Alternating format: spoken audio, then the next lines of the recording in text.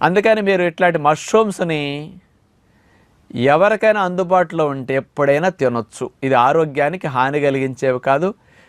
చాలా special benefits ఉన్నాయి 2 విషయాల్లో. అసలు మష్రూమ్స్ తినమని చెప్పడానికి ఇక ఈ 2 విషయాలే. ఇక నేను కూడా తినటానికి మొదలు పెడదాం అనుకుంటున్నాను. దొరికితే వారానికి ఒకసారన్నా 10 రోజులకు ఒకసారన్నా మష్రూమ్స్ తినాలన్న ఆలోచన నాకు ఈ 2 లాభాలు విన్నాక కలిగిందనమాట. నేను తినటం కంటే ముందు మిమ్మల్ని తినమని చెప్పేద్దాం అనిపించేసింది ఈ 2 బెనిఫిట్స్ చూశాక. ఏమిటా 2 బెనిఫిట్స్? మనందరం ఎవరం బ్లడ్ టెస్ట్ చేయించుకున్న ఈ రోజుల్లో ప్రధానమైన లోపాలు 2.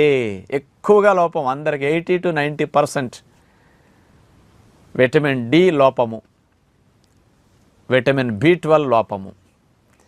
ఈ 2 లోపంతో చాలా సమస్యలు మనకు వస్తున్నాయి. రక్తహీనత కానీ, ఎముకలు గొల్లపారిపోవటం కానీ, బాడీలో పెయిన్స్ కానీ,